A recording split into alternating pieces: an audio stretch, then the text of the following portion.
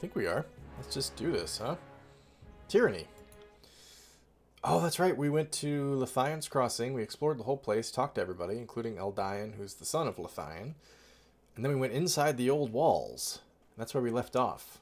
And apparently there are weird monsters here called Banes,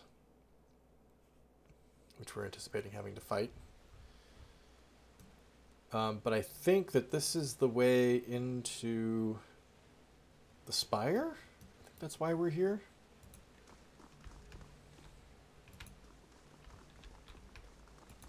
I'm guessing one way's as good as another. Uh-oh. Subterfuge. Ah, right, okay. Hey, over there. Good work, Verse. Don't have any room for camping supplies, I don't think. Waking Death will revive when defeated for 120 seconds. Okay. Greater health potions, that's nice. Oh, you know what? Probably need to do some inventory stuff. I don't think Siren has... Yeah, she doesn't have any... Siren, sorry. She doesn't have any quick items set up. So, let's put those there. And how about 2 of those?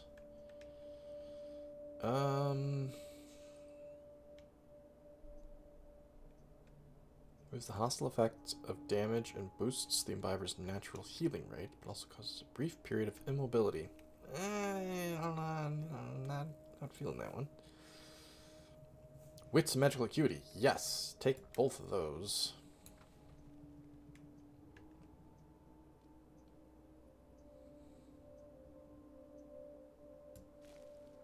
Give those to you, Barrick.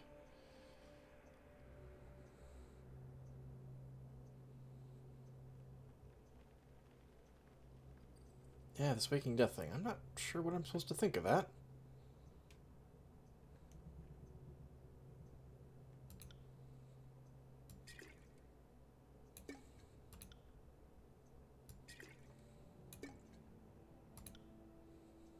Oh, shit.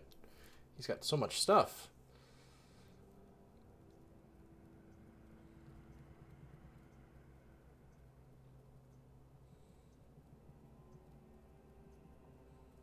Okay, maybe I don't want you to have the Rot Spear. But you're totally the dude who should use it. Here, you know what? Take that. First, you can have that. And maybe, like... 2 of these.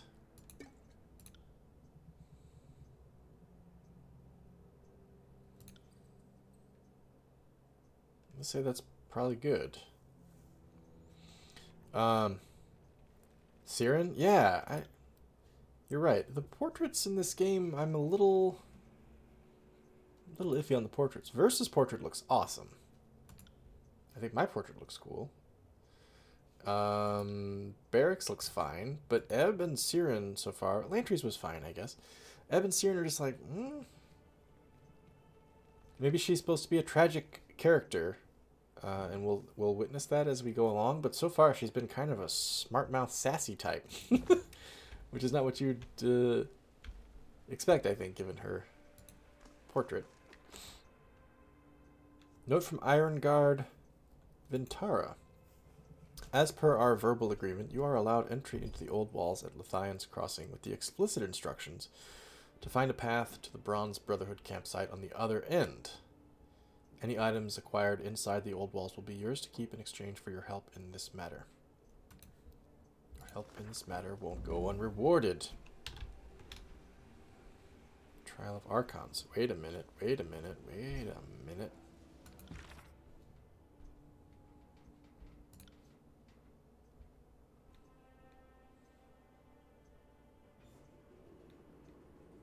His favorite soldiers wanted access to the Twin Rivers old walls.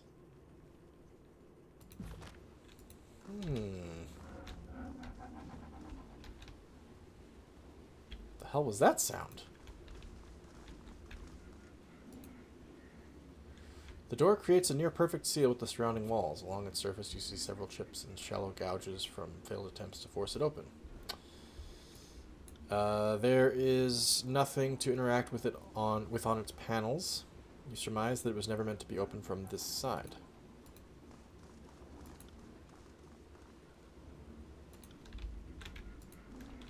That must be the Banes making that sound, I bet. They sound spooky. These floor stones have been broken recently. Bits of metal nearby would suggest it's the result of careless soldiers. Garnet. Darn it! It's a garnet! Next time you read one of those decks, try pausing the game. Ah! Good suggestion!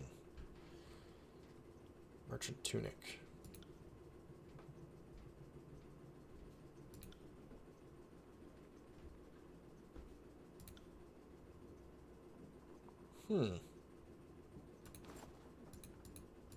Let me check really quick. Is that truly... All she's got is deflection on her current, so yeah.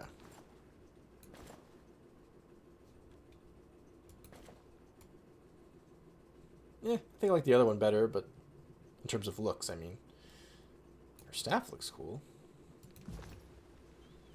You will keep it up. Alright, good. Glad that you're here, dude. Thanks, Tandem. You have experience with Obsidian games that I do not, so I'll take your word for it. Oh, I'm trying to save it. There we go. Quick save complete. What will this do, I wonder?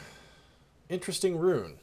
This Sunken Relief, though heavily damaged, is clearly meant to depict a runic symbol similar to the one you saw at Ascension Hall. The relief is incomplete, thus the final form of the rune is unknown. Take a charcoal rubbing. Discern the rune's design. Pressing charcoal to parchment, you capture a blurry but proportionate image of the ancient relief. With enough collected imprints, it may be possible to reconstruct the original shape of the rune. Oh, okay. That's cool. The zoom is just not very illuminating. She could zoom like another 100% to really get a feel for it.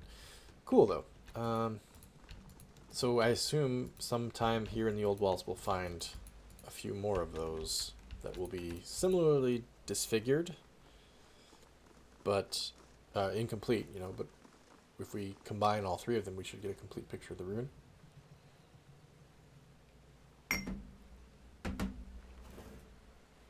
Got complete competing glasses here. Alright, here we go. Deeper into the old walls.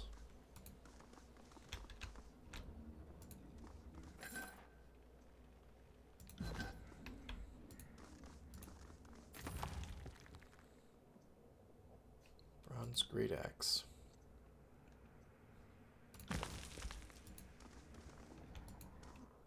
Let's gather your party. Shit, we're going to a completely new cell? Hi, Slayer. Yes. There's power here. We should explore. We can feel it. There is power here. We are going to explore. So what is... Oh, that's how I go back. Okay.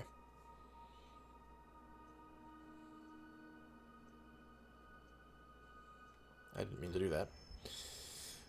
It goes well. How are you? Thanks for tuning in. I appreciate it. Hope you're doing well this Thursday evening, I presume? Thursday evening where I am. Ooh! Hey, thanks very much for the follow. That reminds me, I don't have that window up. There we go. I appreciate it. I'm assuming those are Banes. No, they're not Banes. I thought maybe that's what the little circles represented. We just hadn't seen them yet. But apparently, this chamber immediately reminds you of Ascension Hall. An intricate rune running along the floor can only mean one thing. You stand at the feet of a great spire. Each step you take echoes across a great distance. As you gaze upward, the sage-colored walls quickly give way to unending blackness. The rune in the center of the floor is inactive, and the silence of the hall offers no clues as to its use or function. You feel a slight tug in your chest, a faint echo of the energy that enveloped you at Vendrian's Well. I see. Is this Watch another... where you step. This has trap written all over it. Okay. Is this another rune I can take an etching of?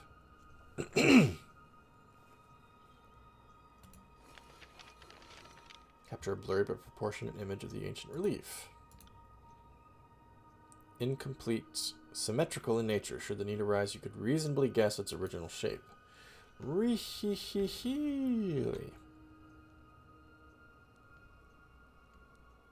I'm loving it. This is the first time I've ever played it. I'm probably 15 hours in or so, but I tend to play pretty slow.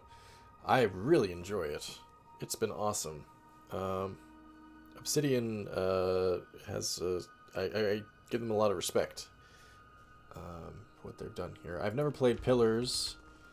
I've played one other of their games. What was it? Oh, Knights of the Old Republic 2 I've played a little bit of. But yeah, this is fantastic. Oh, and the Outer Worlds. I played the Outer Worlds a little bit. But yeah, this is wonderful. I love it. The magic system's great. The characters so far are lots of fun. I like being a fascist asshole. It's kind of fun to do in the fantasy sort of way.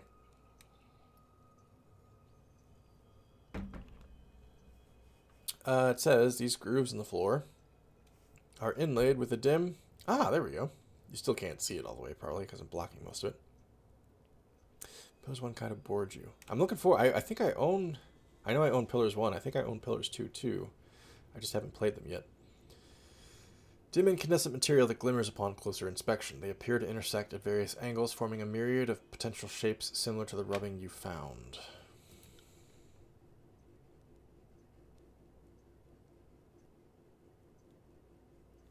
So is this...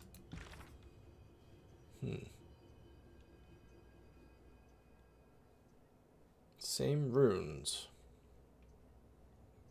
Figure out a way to activate the teleportation device. I thought I'd see more than just one rune. I was kind of hoping that in my inventory I'd have the etchings.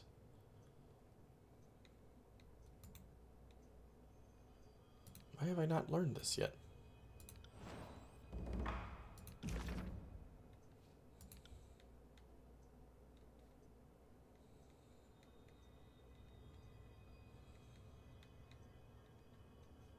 That'd be this one, right?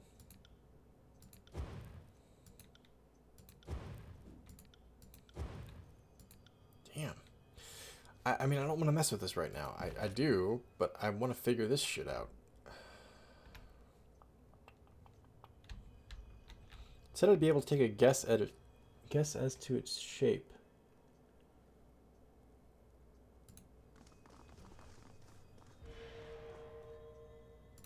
Can I turn it back off? I can.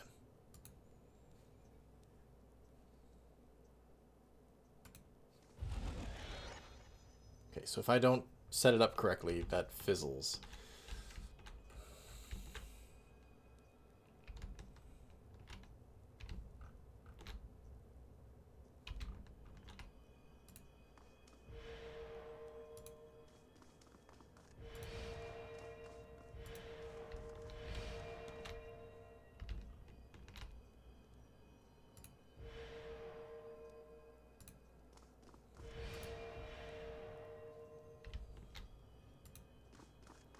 Why did this one not light up?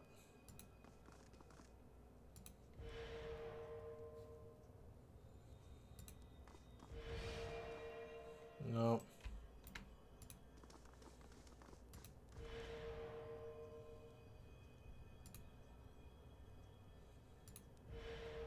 You can like supercharge it? What?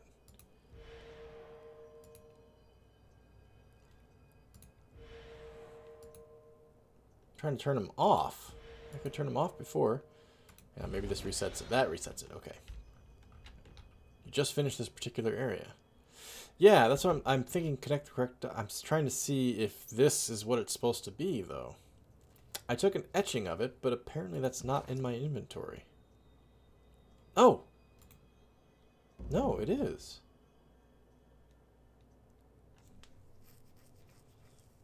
I took 2 rubbings, though, right? I thought that I did. Okay. Oh, shit. What does that look like? I wish there... Can you keep it up in the window? Can I interact? Ah, I can. Okay, good.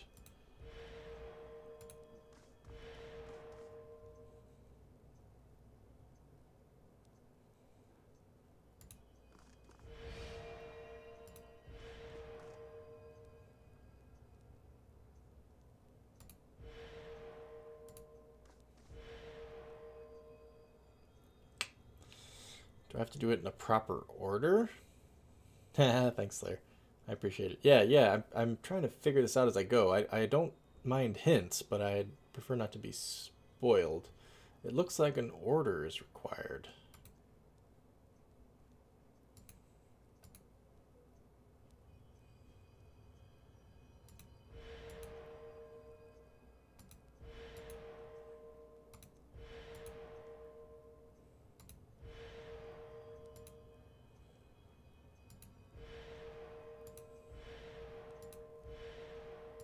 I don't know what the second setting...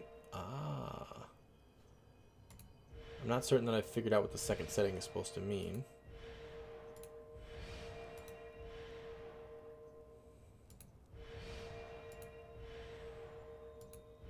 That means, like, force align there? Is that what that means? Fuck! Really? Okay. So it's an incomplete rubbing.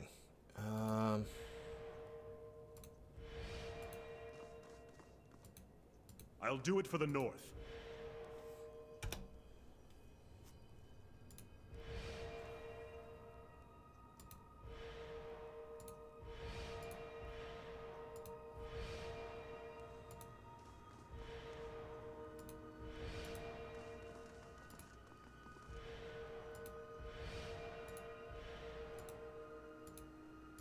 Damn it. I'll do it Barrick. for the north. God damn it, get out of the way.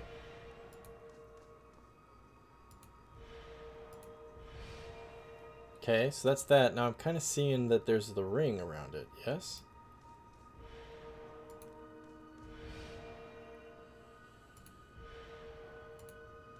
It's very faint, but I think it's there. The order doesn't matter, okay.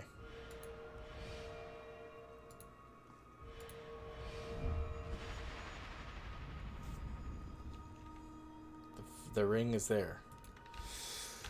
Oh, very well done, game. That's interesting.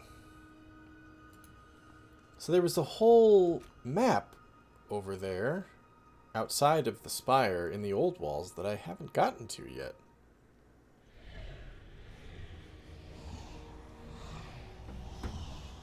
Whoa! Whoa! Whoa! Whoa!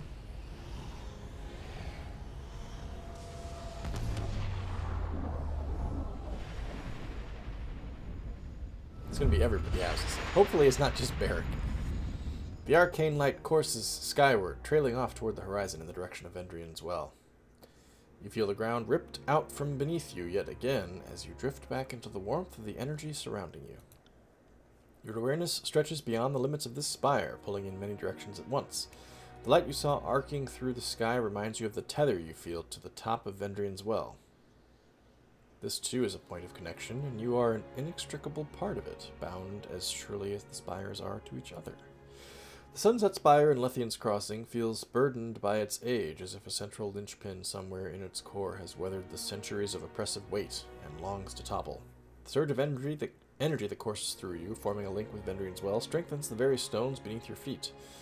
The structural weakness you detected vanishes, replaced by confidence that could keep this tower standing for millennia.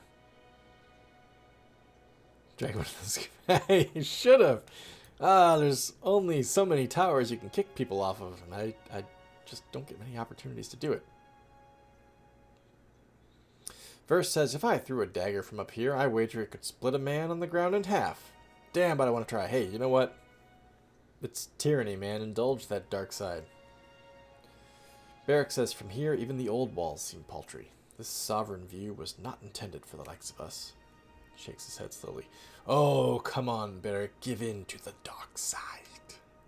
Embrace the power that's given to you. Siren says, who knew that all this was up here while I sat below, wasting my time trying to gather a group of followers from the refugees in Lethian's Crossing. The untapped power in this spire is astounding. I must find out how to get some.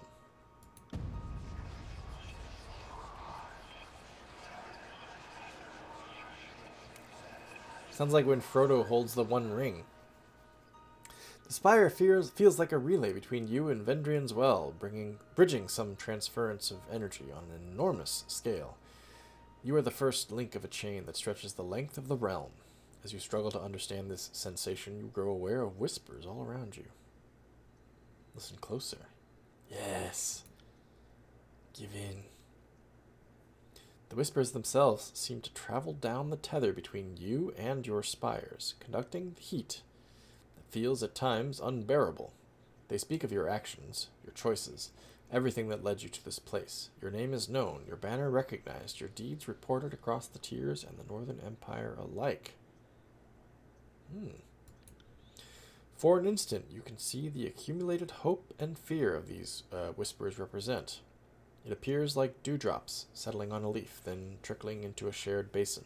This image is fed to you through your connection, a base metaphor that only hints at the true scope. There is power in these spires, though its source is unfamiliar. Were you to harness it, you suspect that nothing would stand beyond your reach. Yes. Oh, I'm going full Shatner here. I feel strange. Unlocking the spire seems to have opened some deeper connection. I don't know what this is, but I like it. Lore. Gain 22 lore skill experience. Wow, that Jameson kicked in fast. Goddamn. Barrick says, I don't know what you've done, but standing near you warms my rusted plates. Oh. He was all like, I don't know if we should be up here. Now he's all like, this feels good. Makes me feel lighter somehow. Siren says, I feel it too. The air is thick up here, isn't it? Exactly the opposite of what you'd expect. The magic up here is almost a physical presence. Verse says, you look taller somehow, like you could command a dozen gangs without any challengers to knife you in the back. Embracing the dark side, he is. Perhaps in need of a kick over the side, he is. Okay, didn't expect that. Acquired the Sunset Spire. So that's the Mountain Spire. There's quest completed, apparently. There's 3 others that I have not unlocked. New quest, Seats of Power. Oh my god. Alright. I'll keep up here. You have been witness to your own unique ability to ascend to the tops of spires. These monolithic structures serve as excellent bases of operation.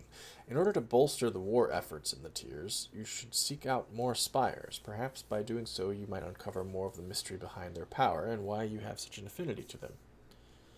Claim the remaining spires in the tiers. 2 of 5. Across the tiers there are a number of spires that dot the horizon. The 2 you've claimed have proven to be a valuable asset to the war effort in the tiers. Claiming the rest should help you widen your conquest. So I think it was more so in the Vendrian's Well Spire, the Mountain Spire. They kind of intimated that, like, whoa, shit, this is a power that nobody else has access to. Is it the case that I'm going to challenge... Am I going to challenge the Archons? Or am I even going to possibly challenge Kairos in this game? In terms of, like, hey, motherfucker, I've got an untapped well of power that I'm going to throw at you. It's kind of what it feels like. All spires are linked, allowing you to travel instantly between them. This will reduce your travel time through the tiers.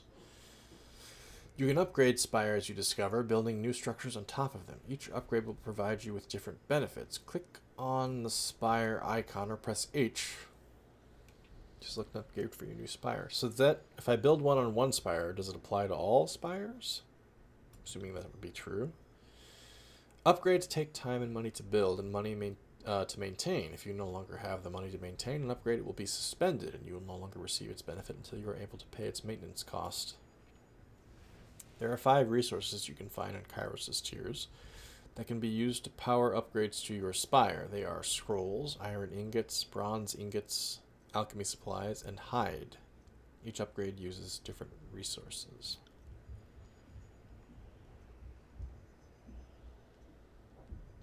It's a cool sound effect happening there. Missives?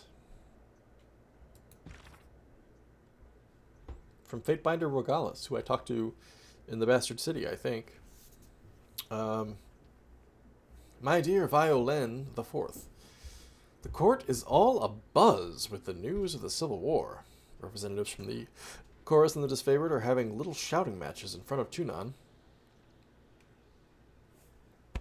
Excuse me, sorry, I couldn't swallow there.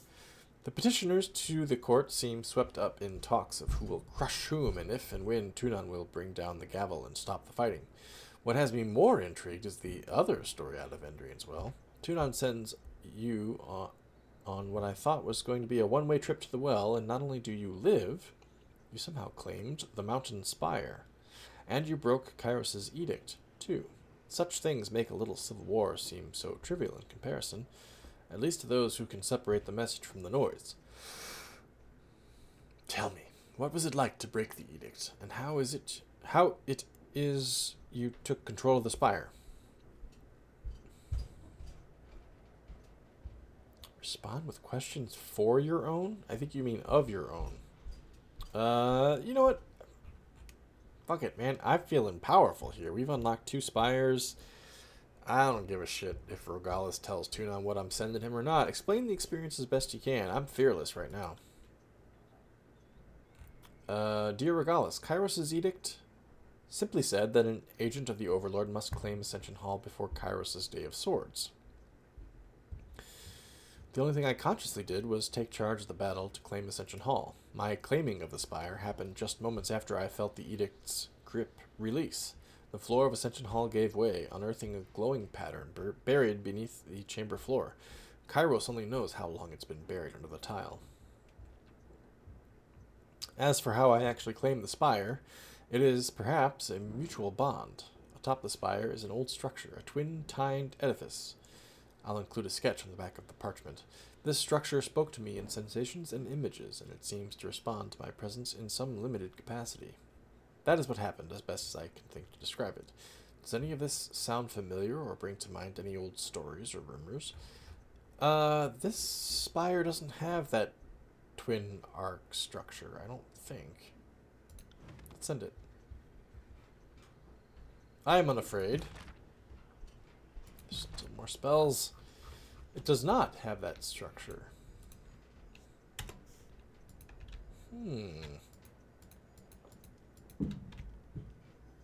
Oh, hang on. Even from this height, Portiscuro River is vast and expansive. Okay, so I paused at Tannum, but the message didn't linger. Let's try it over here. Small settlement resides on the bank of the large river. I mean, I was able to read it, which is a step up. Okay, upgrades then. What can I upgrade?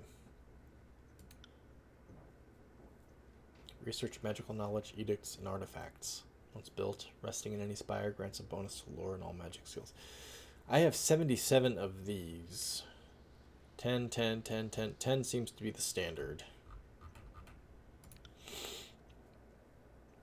Training grounds. Recruit the finest skill trainers in the tiers. Once built, resting in any spire grants a bonus to accuracy, athletics, and subterfuge.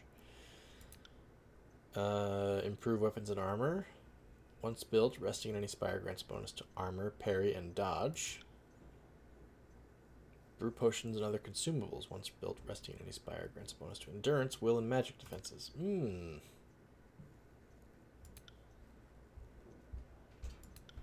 I think Forge and Infirmary.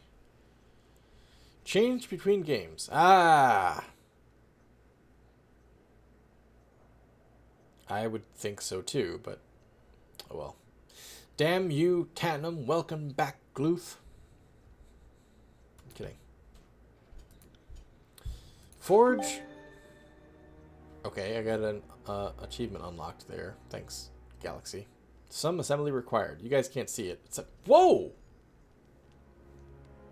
Holy shit. There's dudes and everything. Holy crap. Alright, hang on. I wasn't done yet.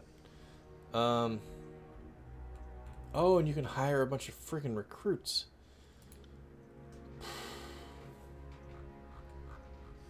Wait a minute. Wait a minute. Can you only do one upgrade per Spire? is going on here? Explains why it looked different. Yeah, no kidding. What? Every 5 days I owe 2 and 50?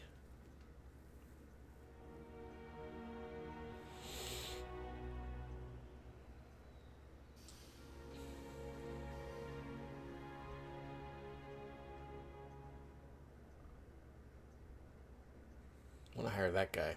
Is it a one-time thing, the hiring? Next time you travel to the forge. Ah! So I have to come back here? Welcome to the forge, Fatebinder. I'm confused. I'm not certain. The spires seem like a fast travel component in addition to all the power stuff, right? Do I have to... So, is only one upgrade allowed per spire? Per spire? I didn't mean to do that. And so then if you want to take advantage of that upgrade, do you have to fast travel to the different spires? I kind of felt like each spire I traveled to would have everything. Like, Lantry would be there, Ebb would be there, you know... But this is looking different than what I expected. This is Volus, Master of Smiths. Greetings, Fatebinder. How may I help you? He's making me sweat. We brought on a cold sweat. I found reference to a dagger called Heart's Blood. I don't remember that. Found this hilt in the old walls. I don't remember that either. Tell me about the forge. He gestures at the nearby anvils. If you want to upgrade your weapons and armor, you can use any of the anvils. It should be simple enough if you've got the materials. If you need something that requires a mastersmith, like forging a one-of-a-kind item, come talk to me and I'll see what I can do. Per spire. I know! Per spire, that's what I was saying. Is there anything else I can do for you? Ah! Free my friend Barrick from his armor, even though he's kind of a pansy about it. Fatebinder! Oh, the scandal! If you think I hadn't already had my eye on that problem, you don't know the Forge Bound at all. The smith releases a hearty laugh. Ha ha ha ha ha! It's a Bark Badgernath laugh. Master Zedenya, though, or the smiths at Lithian's Crossing Forge, may be able to help you. I thought I talked to them. Besides Zedenya, who might help? Oh, right. I require someone less beholden to the laws of the Overlord? Barrick simply covers his eyes with his palm and shakes his head. Oh, don't facepalm in front of me. Volus, Master of Smiths, says, BAM! Far be it from me to gossip, Fatebinder, but I have heard tell that a smith with some knowledge of sigils works out of a small ruin in the Stone Sea. The Lithian's Crossing smiths likely know more than I about such matters. Okey-doke. Where are you, dude? I want to talk to you some more. This dude? This dude. I found reference to a dagger called Heart's Blood. What can you tell me about it? Heart's Blood? Really? Let me see that book. He looks at it. This is incredible! Unfortunately, the information in that book isn't sufficient for me to recreate it. If you were able to give me more information on it, I could probably make it for you. This hilt? That looks like the hilt of Sentinel, one of the finest swords the Forge Bound have ever made. With this, I could recreate it if you want. You could? Just fucking do that, dude. Oh shit, this is more complicated than I thought it was going to be. Fighters who live to an advanced age will adopt swords like Sentinel earlier in their career. The tradition holds that the wielder etches a tasteful representation of their life's path along the flat of the blade, and anyone who picks it up after their death will know their story. It's a little bit of a Achilles' shield thing to that. This practice gave way to complicated laws of inheritance and has faded from popularity. Two-handed, alright. So, two-handed I was thinking, like, before I knew it was two-handed, I was thinking, this sounds like a weapon that Barrick would use, but he doesn't use two-handed.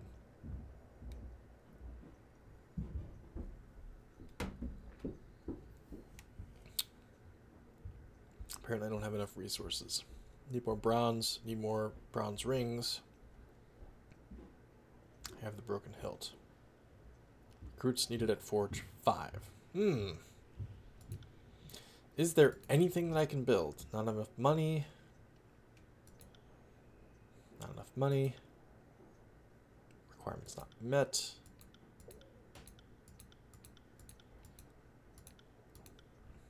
Damn. Can't build me a goddamn thing. Bolus. Don't need anything, I guess. Oh, it's Ebb! She is here. Where's Lantry? Lantry?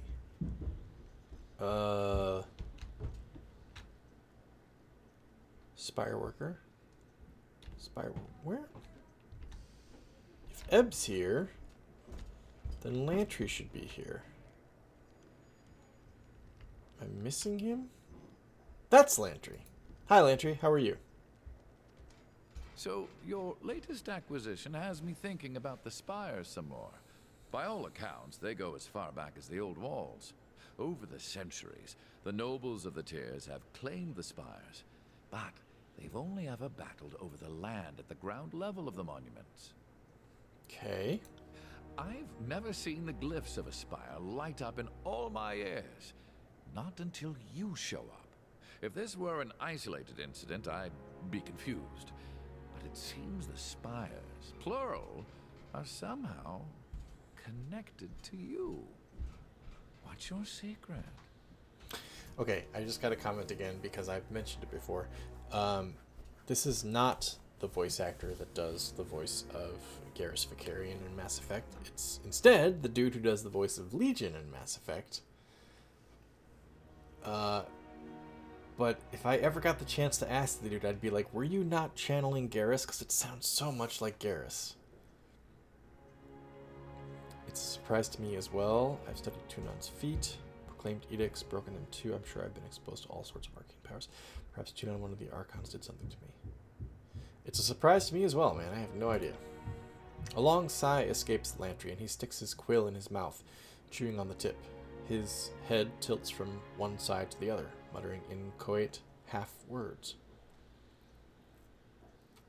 Out with it. If I had the words for it, I'd share. I'm just not sure what to make of it. I'm realizing how much more there is to learn. Let's talk further. What's on your mind, he says. Did you want to discuss matters of the present, or would you prefer a more scholarly rant? Current matters? Of course. How can I help? The region? Lethian was a merchant. Lethian? One at that. Takes a rare breed of profiteer to risk settling a corner of the old walls. These days, the settlement is bustling. The really displaced war refugees are the reason for the crossing's recent growth. So here I was saying her son's name is Eldian. He specifically pronounced it for us. So I was thinking, okay, then her name must have been Lethian, but here he's saying it's Lethian. You were the governor of this place for a time, right? Yeah. That must have been an interesting experience. Care to discuss it? So this favored soldier falls in love with Siren. I didn't even know Siren before this. Generals demand a bunch of iron swords and then march off and leave the forges undefended. Yeah, let's share an anecdote. The general's one, because I don't remember Siren. Lantry nods enthusiastically as he makes note of your tale. His writing moves from off the small bit of parchment and onto his left hand, the saga finally ending on his forearm. I appreciate the exposition. Future generations will enjoy the nuances of your life. It will matter far more to them than it ever will to you. Such is the madness of fame. Yes, fame that follows me around. How can I help? Traveling associates? Are you asking for an objective assessment? Or is this your way of saying you want to gossip? Gossip? Dish girl? Barrack. He is a proper Northman, with duty in his blood. Which makes me suspect his loyalty to Ash is stronger than his loyalty to you. As long as your interests remain aligned to Graven Ash, this shouldn't be an issue. Okay. I must admit, I am completely fascinated by his predicament. Ever tried diagramming the articulations of his armor? Don't. It'll only lead to madness and ruination. I like that. It's basically like they're basically telling you like, yes, we know there's no physical way a dude could be encased in armor like that for the rest of his life. Just go with it. Verse. I know little of swordplay, and couldn't work a curve and arrow to save my life. I can't really comment on the lady. Lady, you're just afraid to talk in front of me, clear as day. Your sweat is easier to read than your ink scribbles. I love Verse so much. She's awesome. No, not at all. I just don't know how to comment on a warrior's worth, that's all. Spare me your blather. Verse pauses to read Lantry's body language. Ooh. Body language. Are they into each other? Is that what's going on here? Think that, do you? Didn't know you had such swollen hope. Swollen hope. Is there a euphemism there? Don't need to keep secrets, Lantry. A most fascinating specimen. He think totally she has the thing for great her. potential. A dangerous amount of potential, to be blunt. The Scarlet Furies are the fighting elite of the Scarlet Chorus, and that means floating to the top of a sea of blood and chum.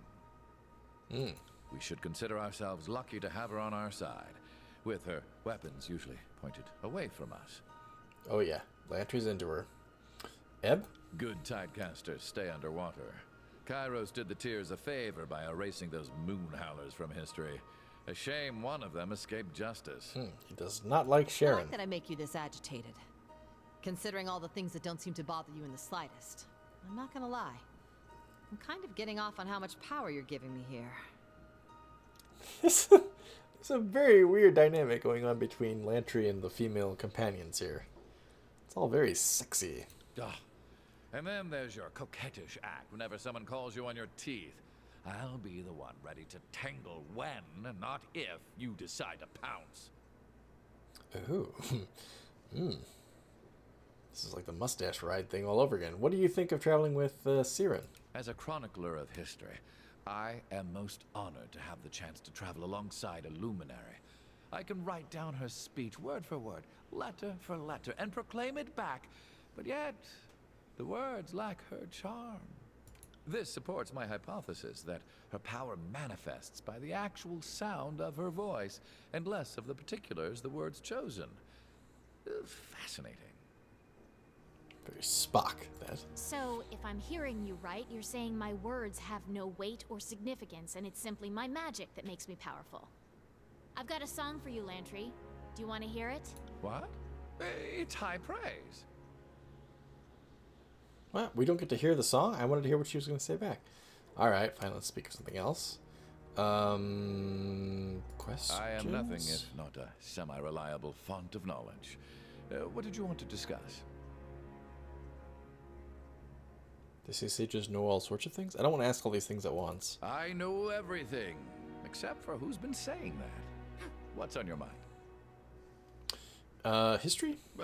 I'm flattered you think me that wise, but unless you are enthralled by migration observations and titillated by triangle ratios, I think I'd bore you silly. Triangle ratios. Say more. Fine, fine.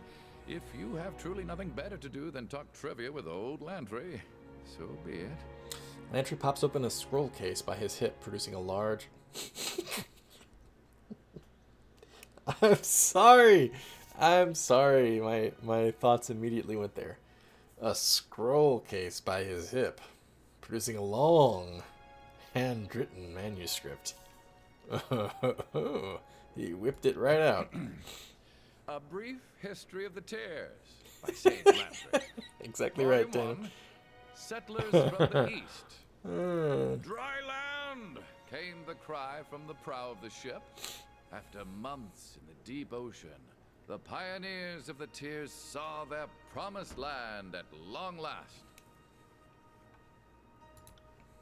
Minutes roll on, and Lantry's cheerfully reads through his pain. Okay. Lantry cheerfully reads through his painstaking treatise. Fascinating. Volume 3, years 90 to 94. If you thought 88 was a crazy time when everything changed, wait until 91. Haunting memories of Tunon's lectures creep in your mind. You know what? If I would subject you guys to a freaking 150-hour Skyrim Let's Play, I think I can endure this little talk here. Really, do go on. Well, if you enjoyed that, you're going to love Ratios of the Sun. So, by using the shadow of a staff at noon as a starting point, I use triangles to show a relation. Unlike Tunon, Lantry cannot kill you for walking out of a lecture. And unlike Tunon, Lantry has to eventually sleep. You experienced worse. We're talking parallax! Oh my god. Okay. But were your two measurements far enough to derive a parallax? Lantry? Ah, I knew someone would ask that. And yes, so here's my proof. Sage Winding Script shows a relationship between all half-square triangles. I have a diagram somewhere. From time to time, the wind picks up. The howling, biting breeze offers a momentary respite. We have more important shit to do, is what this is telling me. From the deluge of blather. I'm keeping going with it. So if that's correct, you could estimate almost any length from a known angle. As the Greeks derived during the Ptolemaic Revolution. Yes. Way to steal the concluding Oh, reveal from me. he's a little jealous. But yeah, that's about the gist of it. Ha ha ha ha! Wait a minute, why does Lantry look so goddamn tall? Compare him to Siren and me and Verse and Barrick. That's not Verse, that's Verse. I mean, granted, we're in motion, so we're a little bit, like, our knees are bent and stuff, but he looks fucking massive. Now, if you'll excuse me, I think my voice needs rest. Thank you for the rousing conversation. I like this. I like the little party member conversations. This is fun. Okay, well, apparently we have something to talk to with Verse. Oh, and I have to read this. Our gang is building quite the little collection of spires, aren't we? The Voices of Nerat was never one for keeping strongholds, but I can definitely see the appeal. Why doesn't the Voices like strongholds? Because, she says, there's no point in standing still. The Voices prefers to keep his forces busy and on the move, with the only restful hours between dusk and dawn. Besides, fighters in motion are less likely to rise up and challenge authority. Safety in numbers. But once you get people hunkering down to discuss their problems, suddenly everyone has a reason to kill the closest gang boss. And the Spires? They're big, but make no mistake, a determined army could knock one down if they got enough shovels and picks together. You kidding me? These things look impenetrable. Don't be so quick to assume that you're invincible. As to what they are, I try not to ask those sorts of questions. What do you need?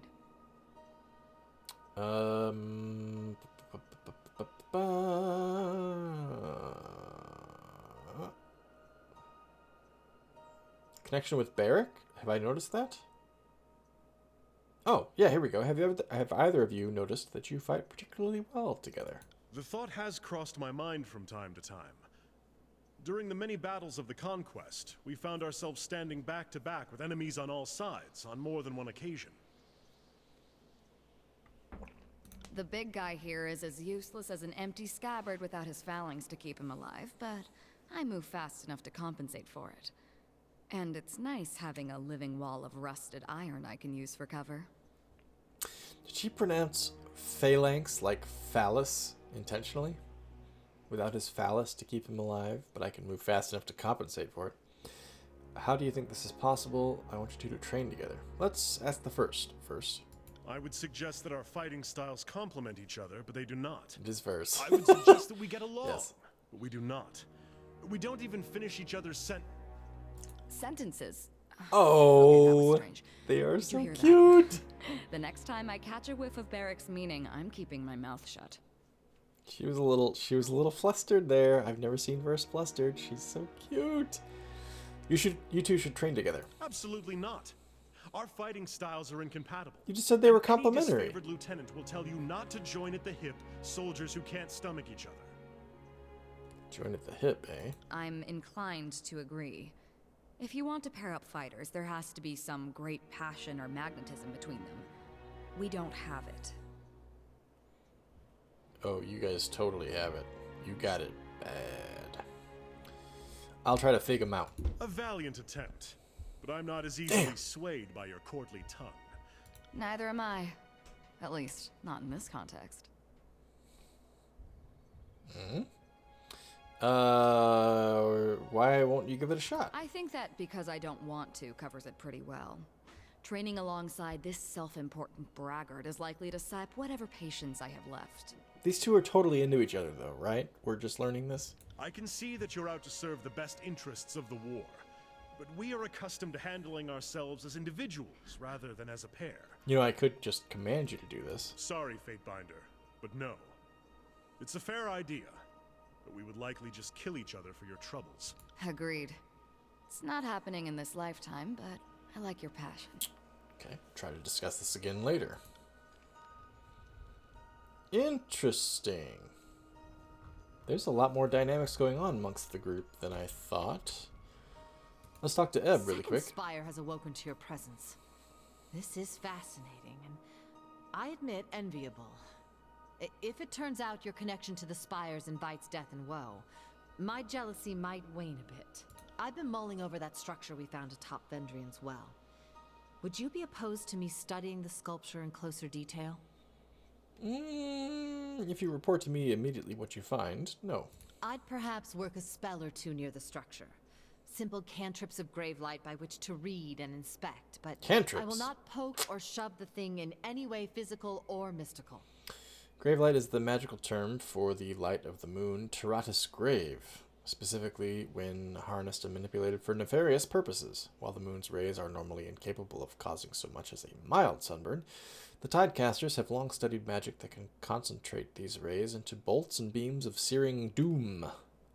Tidecasters have spent centuries trying to mimic and control the moon's tidal pull on the oceans, and will often mention that diverting moonlight is the easy stuff compared to pulling and pushing the tides. But modern times have forced the School of Tides to concentrate on the more martial application of the This sounds very waterbender-y, you know?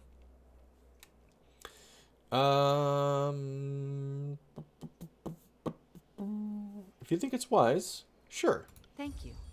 Next time we have a good moonlit night, I'd best settle in and see what sort of magic perturbations I can sense from the sculpture.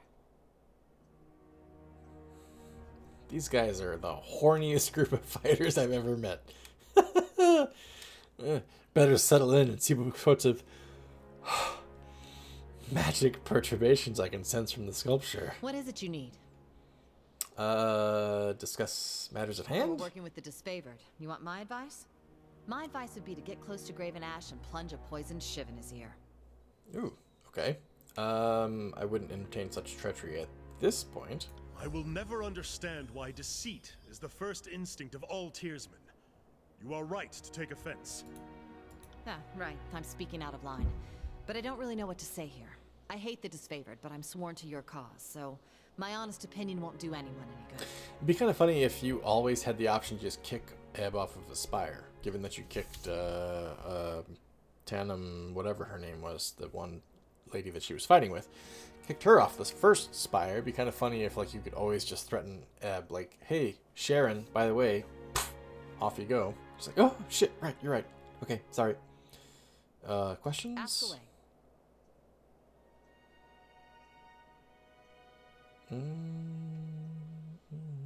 Let's ask about the Archons, only because we're looking for evidence against the Voices or Graven Ash. Not entirely sure. Which is to say, there was a time I studied my enemy in great detail, but I've recently come to learn that much of my information was little more than lies and misdirection. What of the Voices?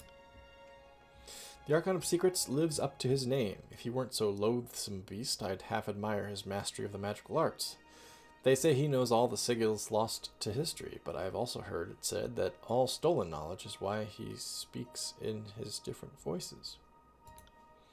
But in truth, I'm learning that most of what I know is just lies and misdirection, though I guess he'd be a poor Archon of Secrets if I had my facts straight.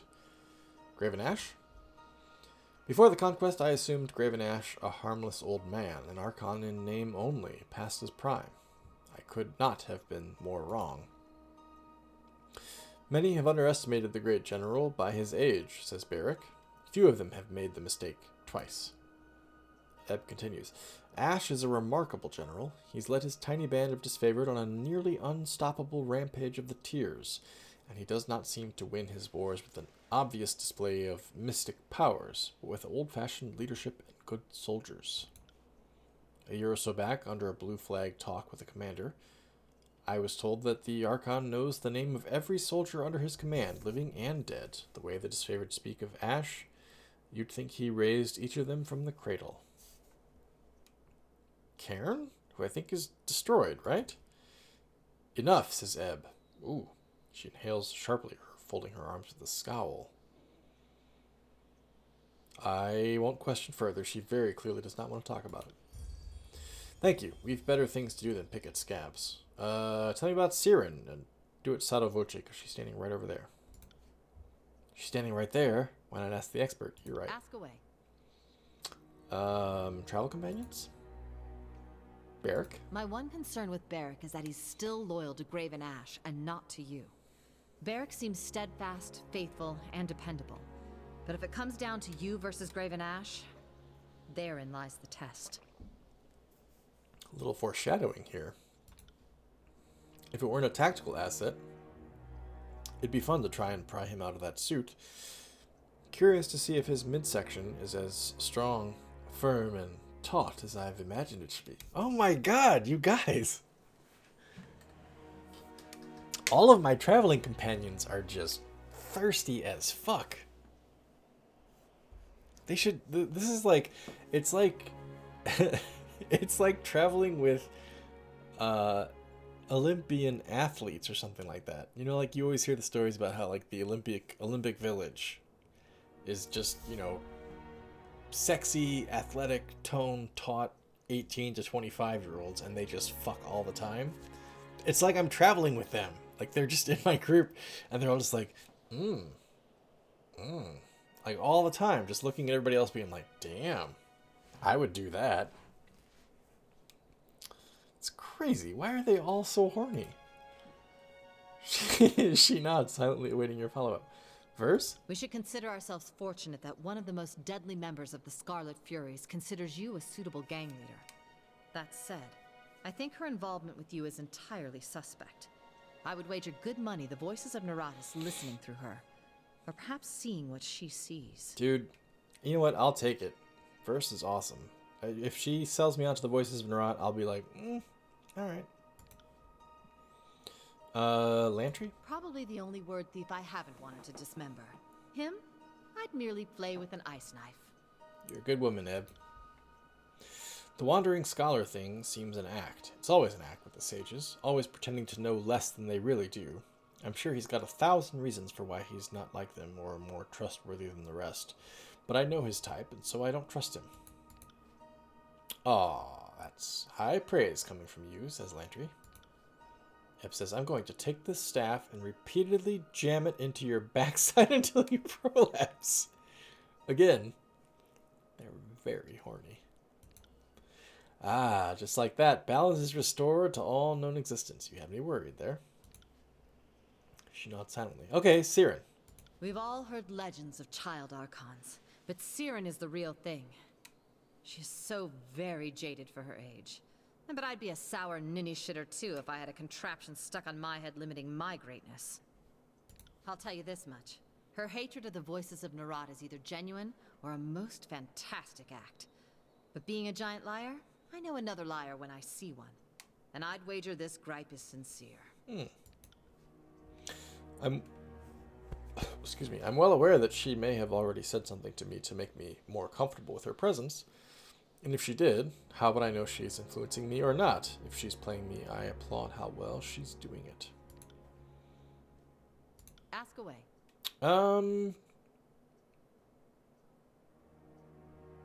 Let's ask about her herself. We don't know her very well. I don't want to use all of this at once. I'd like to save it to kind of do it throughout the game, but I feel like number 2 seems appropriate. Ebb Fear 2. No, I'm not here to gab or flirt or whatever else is on your mind. If you have orders, that's one thing. But I don't want to discuss folks I've lost or other such things, not with you.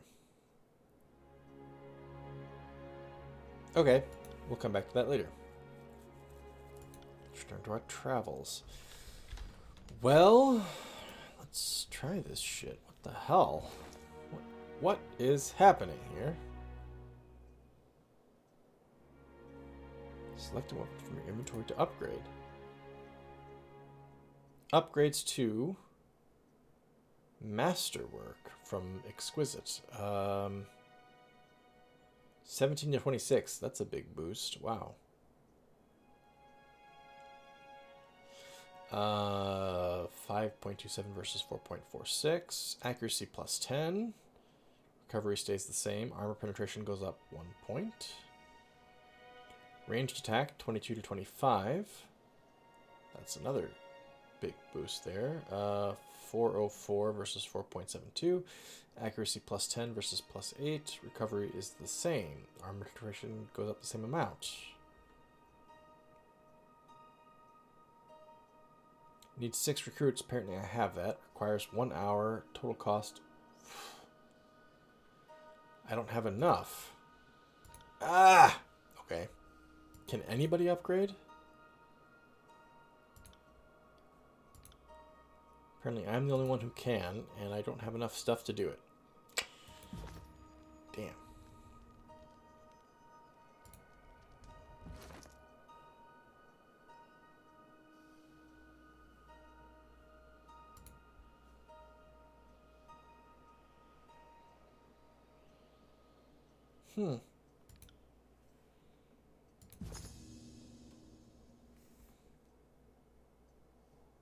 Why did the game pause?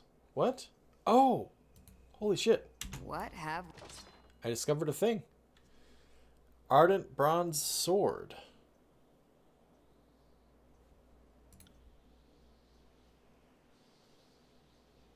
Ooh. Yes. We hear. Yes, yes, yes, yes, yes. Barrick, I think I like this sword for you. Better damage, better accuracy, better recovery. Armor penetration goes down slightly, but it's worth it.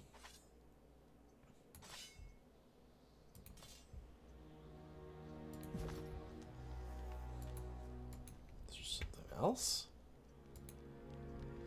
What's all the different...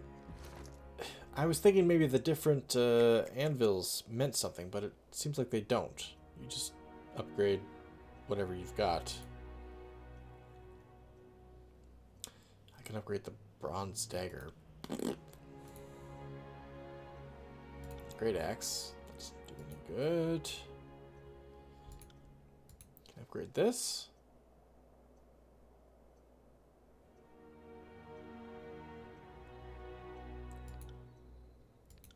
Okay, fine. Fine, I'm gonna say we're done then here.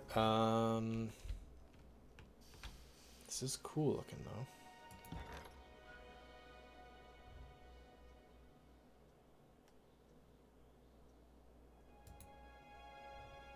Oh, right. So we need to hire more recruits.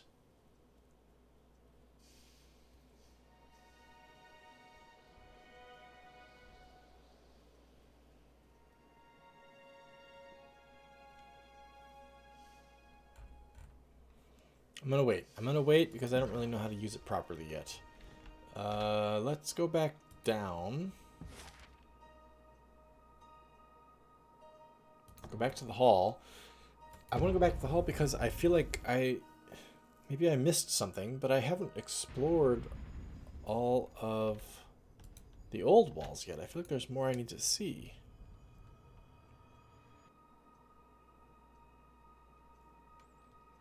It's handy that you can contact your entire party from one of the spires, though. That's nice.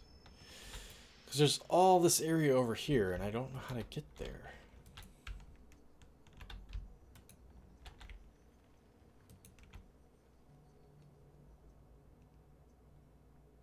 Never meant to be opened from this side.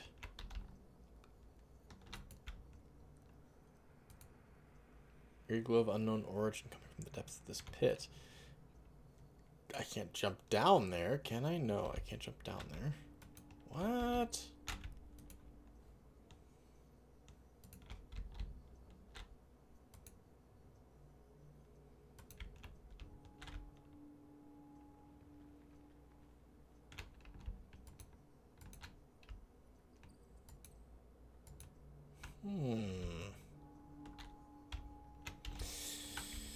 Maybe it's just something I can't get into right now. I mean, I'm not bummed out because we still got to the best part, which is the Spire.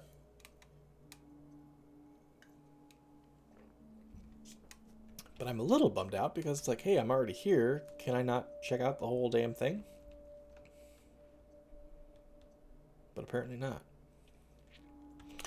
Well, if I remember correctly, then the next thing to do is to go visit the camp that...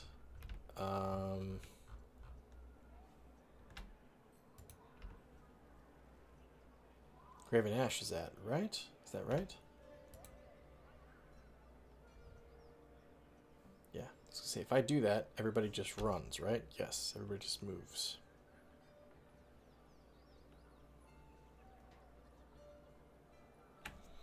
Okay, we just gotta wait.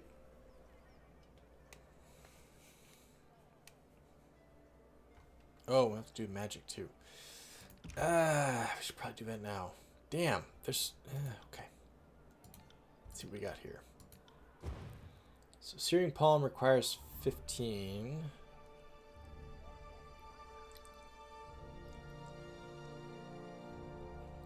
I did already unlock this, because... Wait. She always had Searing Palm. She had that as a default thing, right? 35. 45, and she's at 43. How is it that Barrick has more lore and verse and me? How, like, why doesn't Siren have more lore skill than us? She's like a singing magic hypnotist person, right?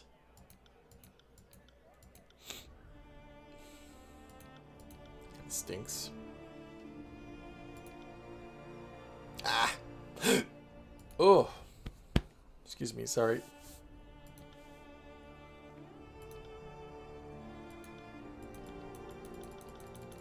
I can't assign it to her. Why? I said to deactivate that. There we go.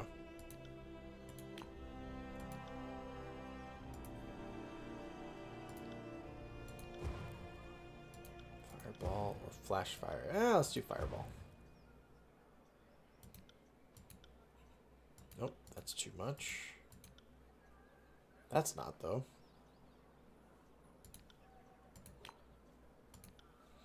Okay, let's go with that. Why is this still... Why is that still a thing?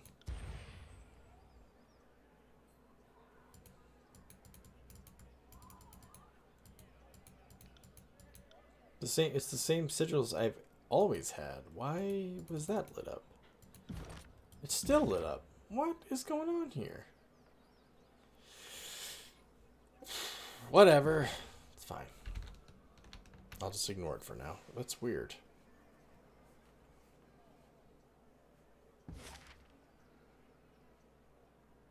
Nope. I want to get out of here. I want to go to Iron Hearth, right? Shit. Forge bound. Can I not? I can't view the journal from here? Damn it. Why are we going to see the forge bound for this, right? Yes. Sedenia at Lethian's Crossing will be able to provide the services of Kairos forge-bound smiths. If you can sway her loyalty to you. I'm pretty sure I talked to her and I couldn't. Mage Smith in Stone Sea. Is that where we were going? Is that that? Is that this? Is this the Stone Sea? What the hell is going on here? Oh, supply cache. Ah, fuck it. Let's just go. We're just going. It's a good idea or not.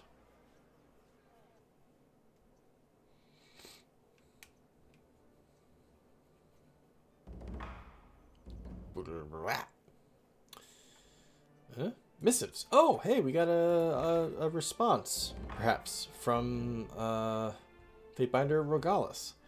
Dear Violin the Fourth, your submission is most fascinating. Thank you for sharing. You are certainly not the first to proclaim an edict.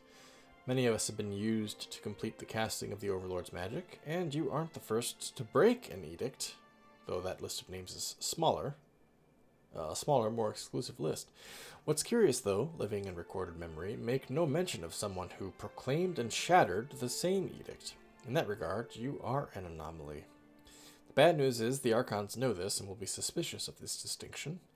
Along with this parchment, I have included the contact information of the Honorable Fatebinder Myothus, an old peer of mine, and perhaps the most knowledgeable in the court on matters not taught to us by Tunon. Treat her with respect, and she will not betray your confidence. Best of luck, Violin the Fourth. I think things are about to get even stranger for you. Fatebinder Regalis. I thank you, Regalis. That seems a very helpful bit of information. Why is it still... Okay. On the subject of the spires.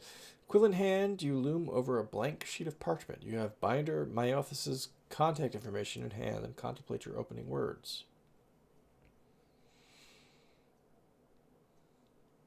Polite introduction. Well, respect. He said respect, right? Does it mean 500 rings? Sure. I am Fatebinder Violin the Fourth, Fatebinder Myothus, and I'm currently serving in the Tiers. I recently broke an Edict of Kairos and in roughly the same breath awoke the latent energies in the mountain spire of the Tiers. When I told my old mentor Regalis of these events, he insisted I contact you, hinting that your wisdom exceeds his own. If that's true, I'd be a fool not to heed the advice of someone more worldly than even Regalis. But I know knowledge is power, and power isn't free. I have enclosed a hand of rings as tuition and tribute, a paltry offering for a respected teacher, but it is a sizable sum to me. Thank you for your consideration. I eagerly await your reply. Yeah, sure. Let's send it. Okay. Yeah, we're gonna... Where are we? We're there. That's so weird. I don't know why...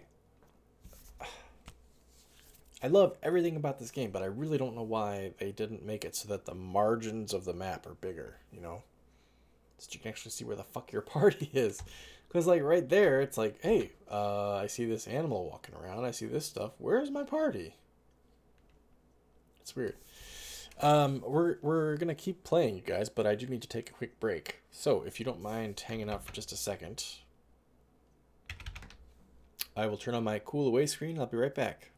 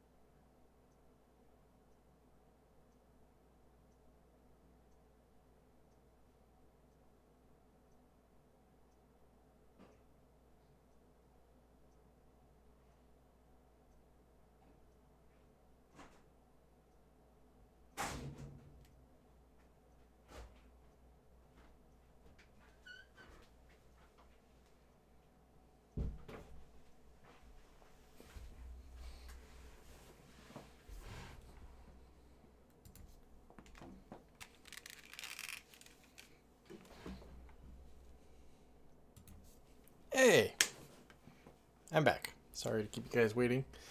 Right, so we just figured out that we're actually up here at the top of the map. I was thinking we'd be down here somewhere, but we're not. So...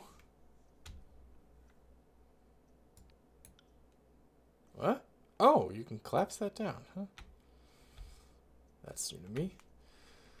Supply cache, right. You have to fight the boar? We gonna have to fight the boar? I'm thinking we're gonna have to fight the boars. No?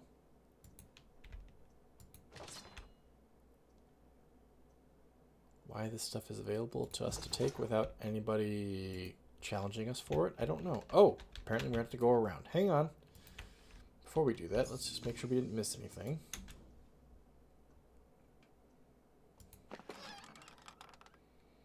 Chalcedony, bronze ingot, hide. Oh, okay. You find out you need the stuff, and then suddenly it appears. The crates are overflowing with spoiled food.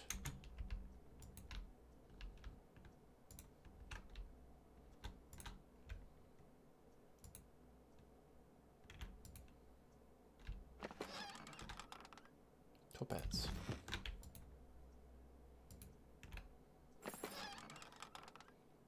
Fish. And iron ingots.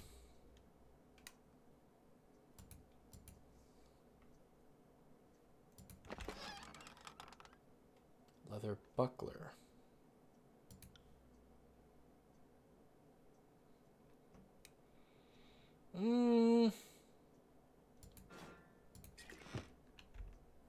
I'm going to say I'm not going to switch, but I reserve the right. More bronze, more iron. So it might have been useful. Well, no, I don't think I had the option to come here before I got the Spire. Thank you, Tanim. It is nice to be back. Tanim, welcome back, Loof. I was going to say, I don't think I had the option to come here before I went to Sunset Spire. But it might have been nice to be able to, or I guess I only needed to come here before I got the forge, which was not necessarily what I... Again, I'm not sure if the forge is on the Sunset Spire or it's on all the spires. Like, if I upgrade one of the spires, does that preclude me from getting any upgrades from the other ones? Going to this damn spire. Let's find out. Encounter in Luthian's Crossing. An abrupt storm drives you into the shelter of a public house built under a colossal stone overhang. Travelers from the tiers, across the tiers, share the space with you, warily eyeing one another in near silence until the thin stew and a thinner ale loosens the lips of the gathered. A wiry woman with midnight skin sets a large gourd on a stone near the back of the cave. She challenges you to a game of daggers in which players compete to throw identical knives at a target. The person who hits nearest center in 3 tries wins. The purse, she states, will be 20 copper rings. Play fairly, cheat, suggest a companion play, refuse to play. I think we'll try to play fairly. You stand and approach the woman, setting down your own twine-bound rings in challenge. The woman grins and turns, and hurls her first knife, beginning the game. She seems quite competent with a hurled blade, but you sink 2 daggers closer to the center of the gourd than her closest. Impressed, she offers you your winnings and purchases your next drink. That sounds like a classic... kind of con setup, right? Where like the first round, it's a hustle, right? The first round you let the other person win, be like, oh man, you're way better than me. And then you're like, hey, you want to play one more time? And then you just fucking school them when they bet, like, like the first time you're like, hey, let's play for $5. And you suck so that they win. And you're like, hey, you want to bet a little more money? You want to bet like $100? And I'm like, yeah, I'll fucking school you. And then you totally clean their clock. And you get the $100 back, and yeah. I was thinking that's where it was going. I was thinking like she'd let me win the first time, but no, apparently I just frickin' won. End encounter. Easy enough. Kaboom! There I am, Mountain Spire.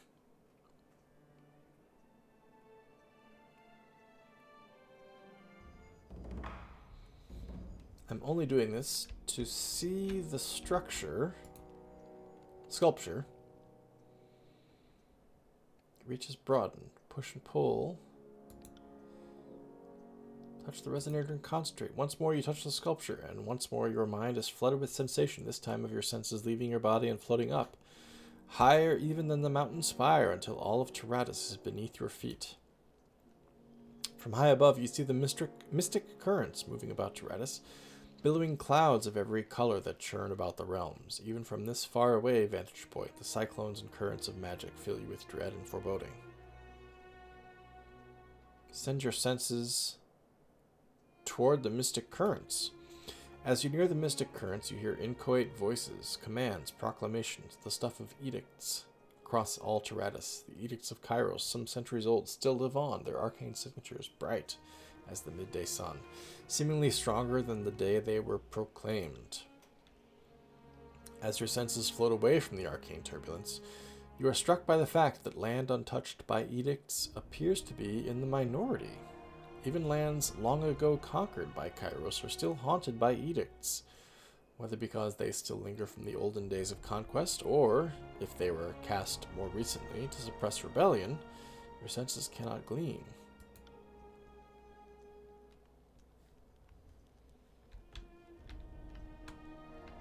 No one will see me. Oh. Alt transitions between stealth mode. Right, okay.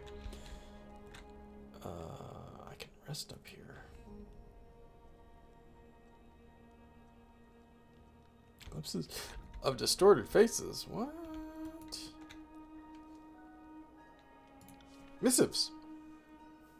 On the subject of spires. Who wrote this? Myothis. Okay, good. My dear Violin the Fourth, and they say respect for one's elders is a dying art form. I thank you kindly for the offering, as I have accounts to settle and grandchildren to spoil, and keeping a low profile isn't very profitable. I have enclosed something for you in return. I do so hate to let parchment collect dust, and I figure a younger mind could make use of some of the scrolls haunting my cabinets. I'm now the oldest of the court's children, and I've seen much in my time. It's probably for the best everyone assumes I'm old, harmless, and worth shuffling away in the archives. If I were scrutinized too closely, I'm sure Tunon would find I've grown lax in my spoiled old age. Part of why I am where I am is that I've kept my head down. You appear to be doing the opposite. In some regards, this is beyond your control. You were chosen for the honor of proclaiming Kairos' edicts twice. To decline would have meant death, but to accept means to be placed on the stage for all to see.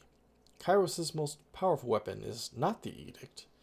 It's her ability. This is the first time we've heard Kairos referred to as a her.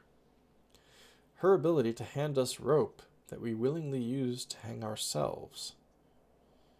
Never forget this. There are numerous questions nestled in your requests, but what is it you wish to know most? Focus your inquiry, and I will answer as best I can.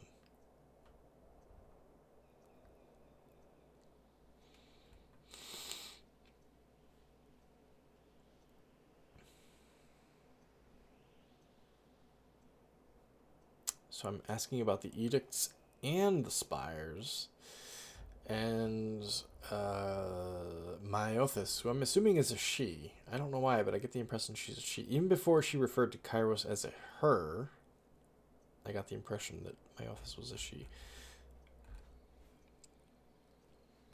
She's only going to tell me about one of them. Edicts or spires. I feel like at this point the spires are more interesting.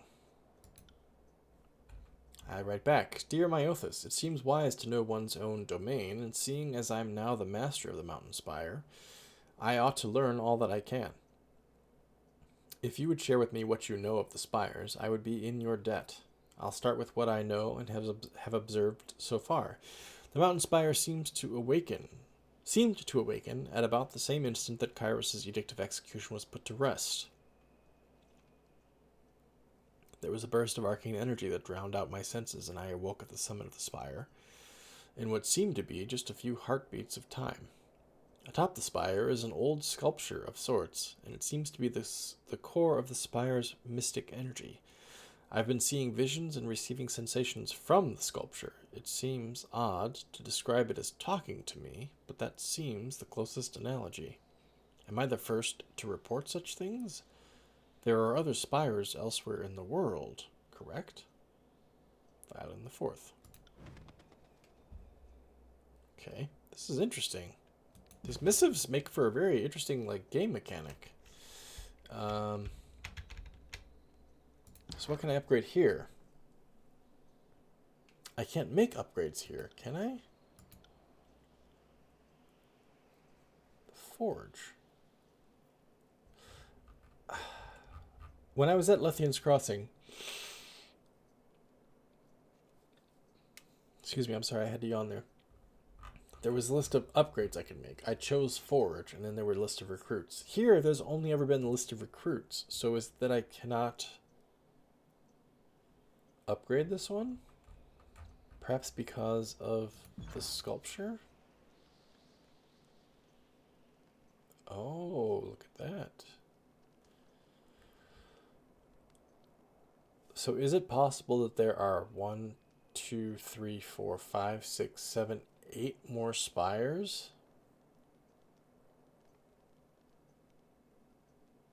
I had the Sunset Spire chosen.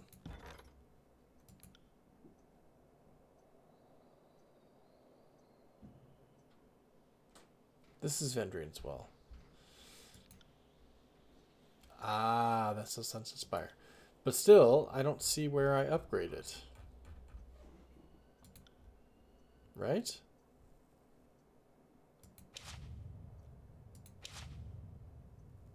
Edict of Storms. Edict of Stone. Edict of Fire.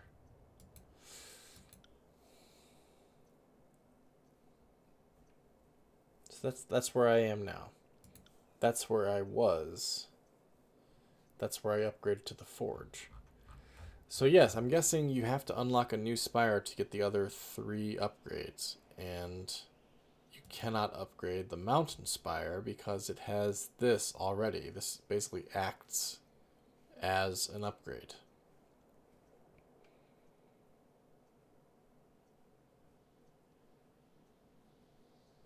Yes, I see what you're saying, Tandem.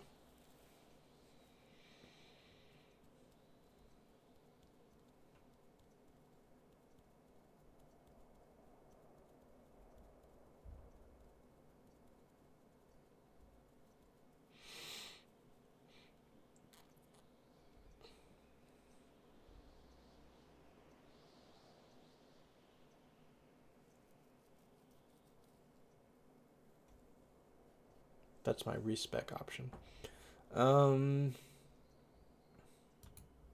Tempted to hire Corpse Eye for the unique items. Let's do it. Did that require? Did I do it?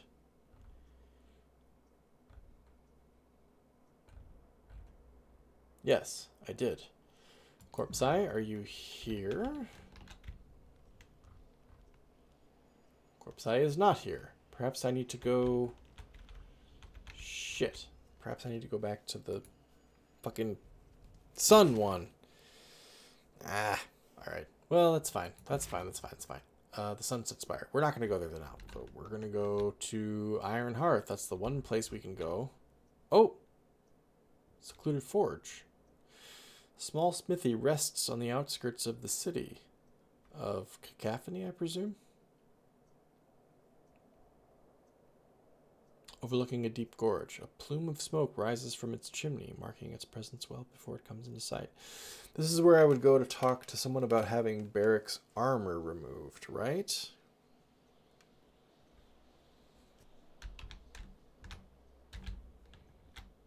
Ah, I think I'll go there first, actually.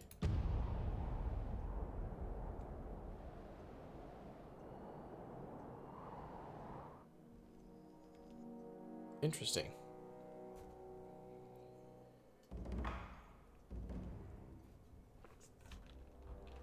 This is the only location here. Bronze hammer. In stark contrast to the tools of the Overlord's forge-bound smiths, this equipment bears... Yeah, pausing it does not seem to increase the length of time. This equipment bears the marks of heavy use and inconstant maintenance. The mixed flavors of oil and sulfur cling to the back of your mouth. Much abused earthenware jug dominates the small table, the only flat surface in this room not apparently... God damn it. Not apparently dedicated to the smith's craft. An acerbic odor of strong, stale wine lurks in the air around it.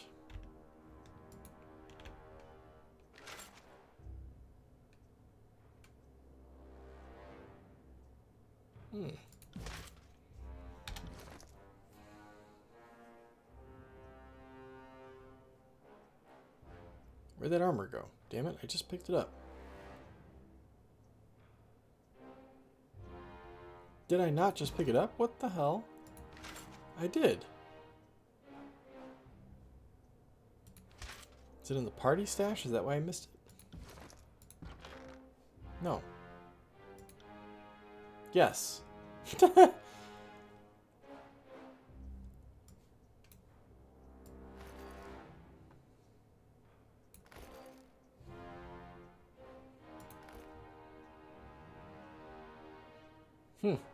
Okay.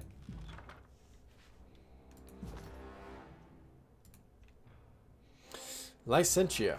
Cool air stirs your clothes as you step up into the small workshop. Despite the lit forge you see against the back wall, a dark-robed woman stalks the center of the space, fingers dancing against her chin, eyebrows furrowed in thought. Sooty smears on her skin suggest she touches her face often. She spares you initially dismissive glance, but follows it with a surprised double take. Oh, fuck me, she says. The Fate Binder. I like this lady already. I mean, what brings you to my humble atelier? I take it you know who I am? Does anybody not? She says. Spires don't exactly light up like the sun every day. Who are you? You sought me out. I assumed you knew already. Or do you make a habit of walking into strangers' houses? I'm called Licentia. I know my sigils, but mostly I'm a crafter.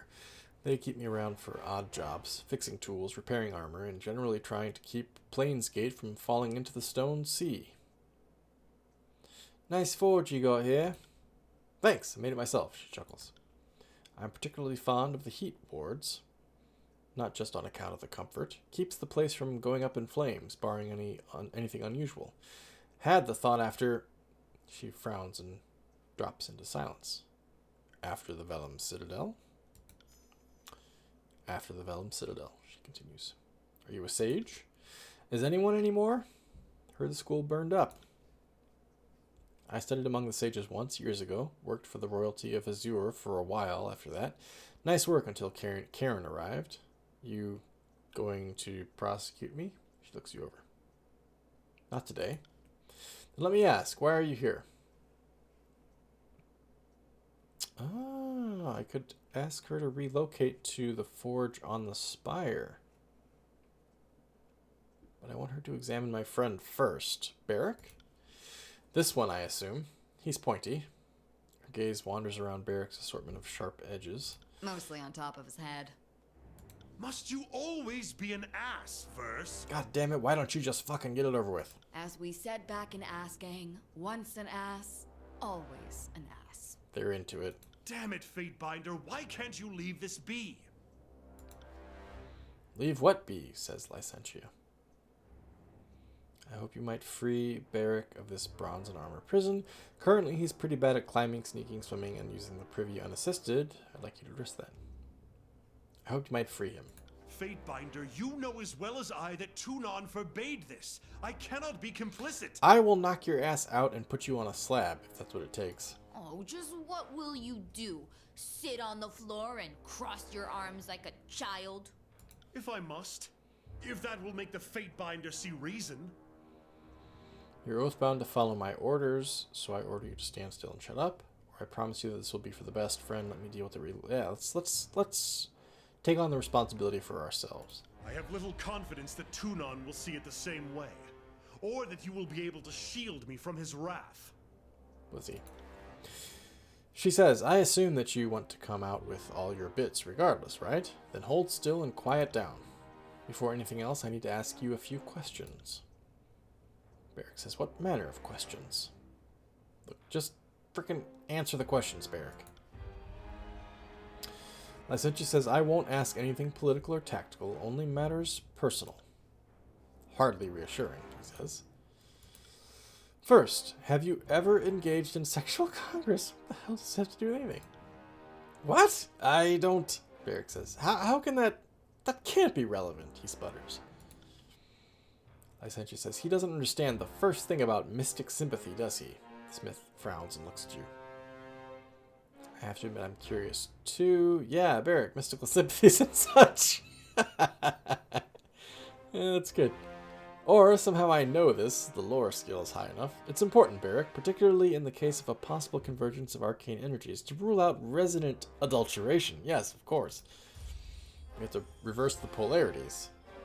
I suppose that sounds reasonable. The armor has prevented anything from happening recently, regardless of whether or not I wanted it to. Before that, well, the Legion is... I spent people I cared for deeply. We are the pride of the North, strong and beautiful, he creaks quietly. I get it, Barrick, says Verse. Sparring is like dancing. It gets pretty hot. Barrick says, do not compare the virtuous combat rituals of the disfavored to your scarlet rutting. And that's all I shall speak of it. I have never passed time with a mage, or archon, oathbound, beastwoman, or anything else unusual. Who gives a shit, man? You literally crap in your own armor. We're not judging your sexual proclivities. Lysentia says, nothing unusual. I've always heard that there's a special bond between a disfavored officer and their submissives. Sorry, subordinates. Oh. This is one of the horniest games I've ever played. Barrick says, is there anything you are unwilling to soil with your perversion, witch? Lysentia says, you wore forge-bound armor during the conquest, correct? Smith nods. Barrick says, and prior to it. Lysentia says, was it sigil woven, enchanted against harm? I have played Vice City, that's true. That's true, but there you end up killing the prostitutes more often than sleeping with them. Barrick says, I do not believe so. It was iron. Lysentia says, have you had sigils of any kind branded into your skin? Barrick says, I bear the mark of the disfavored and nothing else. Mark of the disfavored? Barrick says, the general sigil, or rather, what of it the Overlord's decree allows. Many members of the Legion scar themselves with it, binding their loyalty into their flesh and blood. It marks as family. Lysentia says, I've heard it said that Graven Ash protects. The sages had no direct knowledge of the Archon of War's abilities, but there were many, many theories. I don't suppose you can provide any concrete information. Barrick says, you ask me to reveal the great general's secrets? To a mage? That is too much. Oh, look at him. Like, oh. Arcane Ash shares a strong connection with his soldiers. It allows him to take on some of their harm, while also sharing in their experiences. That seems intuitive, sure. Fear with Barrick. Fatebinder, he says. His gasp contains anger and disbelief in equal measure. Lysentia says, and you do not need repairs or maintenance on the armor, I presume. Barrick says, aside from oiling it and filing down the pointier bits, no. Wait, how did you know that? Metal grinds quietly. The smith stares at Barrick in thoughtful silence before retrieving from the forge a long bar of iron, its end glowing red from the heat. She holds it out to you. What am I supposed to do with this? Take it, to start with, she says. What comes next? He's going to want a friend doing it. Next, you'll want to stick that into him, through his armor. It's going to hurt regardless, but I suspect quicker would be better. She leans towards you, lowering her voice. Just fucking do it, man. Stab him. Let's get it over with. Surprise. Barrick. Howling in agony, Barrick staggers backwards, grasping at his side. The smell of burnt flesh hits your nostrils a moment later. Reaching down, Licentia grabs the iron rod and tugs it from Barrick's side, eliciting another scream of pain. She takes a step back as his gauntlet swings out in a wild attempt to backhand her. Barrick says, "Fucking shit on an ill-starred beast mother of asses." "What in the great general's name, woman?" "Was it necessary?" "It'll be okay, Barrick. You faced worse." "Yeah, come on, dude. Buckle up." Loyalty with Barrick. A hiss issues forth from within his helmet. "I suppose that's true, though usually with a bit more warning." He twists his torso in an attempt to get a look at the wound. "Amazing," says Licentia. The smith holds up the sizzling metal prod, drawing a sigil in the air with her free hand. Examine the wound. You bend close to the wound, but Barrick's hand is clamped over the hole in his side, obscuring your view. Let's ask to see the injury. With a slow reluctance, Barrick moves his gauntleted hand from the hole in his side. You peer through the hole in the oxidized bronze and iron shell, willing yourself to ignore the mixing smells of cooked meat spelled incorrectly, and fetid human waste. You see the ragged, oozing flesh beneath, a gasping red cavity pulsing in time with Barrick's labored breath. Even as you watch, the wound seems to close, bronze-colored skin knitting together at the edges like a slowly closing mouth. It's not merely the skin, however. Barrick's armor cage slowly shifts and flows, incrementally reducing the aperture. "Are you seeing this too?" Licentia says. His armor seems to be healing just like his flesh. "Exactly, and the edges," says Licentia. If she's making any attempt to hide her excitement, she's failing spectacularly. "Your armor and flesh heal as one. Is that a standard property among the disfavored?" She straightens, peering into Barrick's mismatched eyes. Not to my knowledge." "Then we're finally getting somewhere, right?" Mystically bound together. "Yeah, let's just ask her. We're finally getting somewhere, right?" "It certainly means," says Licentia, "I've got a sense of what's going on." She taps her lips in thought. "I have a working theory, but what I can't make out is what differentiates you from the other disfavored who serve in the bladed grave. Maybe it's some trick of the blood. Maybe it's your connection to the Fatebinder. Maybe something else." Barrick says, "But I barely knew the Fatebinder prior to Vendrian's Well." Licentia says, "There's a lot we don't understand about how the world works. Kairos' strictures against literacy and inquiry don't exactly help." She glances at you. Let's not threaten her. "I'm not going to turn you in." "I appreciate that, Fatebinder," she says. "Before I can suggest a solution, I'll need a sample of alloyed iron and bronze from the site of your entrapment. About this much should do." She holds open her palms about 6 inches apart. "I wouldn't suggest that." We'll get you the sample. We're dedicated to getting Barrick out of this by now. Yeah, we'll get you the sample. I wouldn't stab him in the side if I wasn't serious about this." Licentia says, "Then I await your return." She turns from you, peering thoughtfully into her slack tub and the iron rod within. "Well, well, well. How very interesting."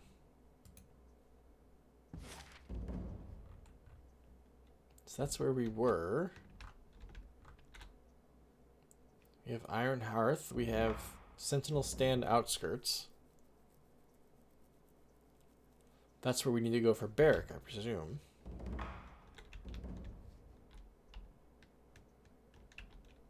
Okay, before we jet, let's check the journal here.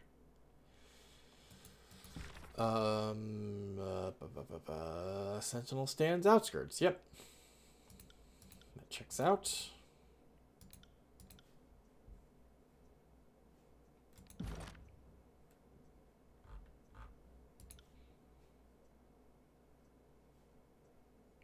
Storm and Blade Graves Grasp. traps nearby enemies in twisted spires of rock, petrifying them for a short time. Okay. On the subject of the spires. Greetings, Violin the Fourth. This is from Fatebinder Myothis again. You are correct. There are spires all across Tyratus. The exact distribution of these monuments fuels all sorts of debate and speculation, but two facts seem commonplace. Most spires are built near old walls. Your mountain spire is a notable exception. And nearly every culture that predated Kairos has some local myth to explain the builders of these spires. I believe the Tearsmen cite the Older Realms as their local name for the spire or old wall architects, but nobody knows for sure. And of course, where Kairos has brought proper civilization, the origin of the spires simply isn't discussed in good company. Here's what I think you need to know. First, the spires behave as arcane lodestone. There is a constant field of magical strength around a spire. If you imagine a mystic sea resting atop our world, the spires seem to spin and churn this magic, creating a spell cast with even modest effort will materialize with powerful results. Second, and I'd say most tellingly, Kairos has laws against entering the old walls, but there are no laws against the spires. You can infer from this that Kairos has no issue with the lay folks messing with the spires, but wishes to keep us safe from the old walls. Or you could think like an overlord and know that if you place a rule against something, you make it forbidden and desirable. Now, I find it telling that Kairos forbids the hallways that lead to the spires, but does not paint its target on the spires themselves. Last but not least, as a young Fatebinder, I once had to oversee the case of a man who had built a shrine to Kairos around the base of a spire in the far southeast. I could find no evidence of falsity or slander. His shrine was a most reverent and loving tribute as I've ever seen. At one point, though, this man claimed he had evidence that Kairos was here back in -50. He had merely uttered those words, and my senior binder swung the axe then and there. Being the new girl at court, I said nothing, but I have long wondered why such a comment should require death instead of the traditional removal of the tongue. Fatebinder Myothis. Why did this go orange all of a sudden? -50. Kairos drew his power from the spires. Is that what I'm learning here? Sometime prior to current history. And that's why we aren't supposed to be playing with them. He forbid the old walls from us, Fatebinders. He did not forbid the spires, thinking if I forbid the spires, that will encourage them to seek them out. So I won't forbid them, I'll forbid something else, and that will throw them off the trail. I'm thinking if I can make use of the spires, I will perhaps challenge Kairos for ultimate power. Inquire about edicts and their nature. Dear Myothis, thank you for hearing me out. I have more questions than I have ink, but let's start with the discussion of Kairos' edicts. I have lived under, proclaimed, and resolved edicts, which makes me far more knowledgeable than the layperson on the subject, and yet I still know so little. I feel like I've exhausted Myothis' goodwill, but let's see what she says. And there's still magic, of course. Okay. So, that's to help Barrack. Iron Hearth, I think, is where we're going to go next, though, because it's on the way to here.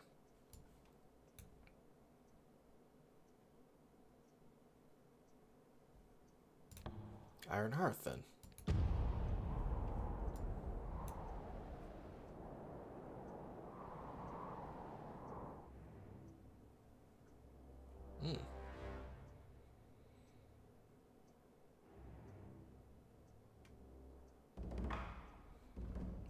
Ooh. Blightstorm. Different enemies are susceptible to different types of damage. Identifying their weaknesses will give you an edge in battle. Okay. That's new information. Don't know why they're telling me that right now.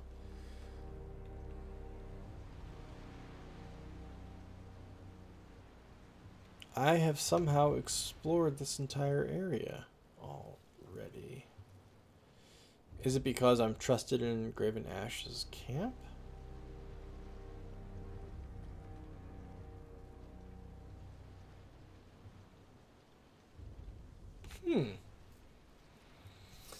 That's interesting. But, you guys, we have played 30 minutes over our normal stream ending time here. It's been lots of fun playing Tyranny, but I do think we're going to have to leave it right here. Pick it up next time and figure out what the fuck's going on here. But I really like where this is going. I mean, I could be wrong, but I feel like it's leading me towards, hey, you unlock the Spires, you might become a god. Like, you might become Kairos. Maybe you can kick some ass, right? I think that's where it's going. Yeah, hey, you guys, thanks very much for hanging out with me. It's all much more enjoyable for having somebody to talk to while I do it.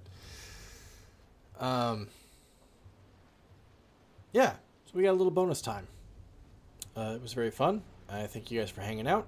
I hope you guys have a great week. Stay healthy, stay well, and I will see you guys hopefully next Thursday. And you know what? If you stick around on Discord and on Twitter, maybe I'll do a quick little messy stream like here and there like I did last night with Bannerlord. So stay tuned for that. I can't guarantee anything, but it's going to be last minute if I can do it. And if I do it, it'll be quick and dirty. Stay tuned is what I'm saying. Till next time, everybody, take care. Thanks very much for watching, and I will see you around.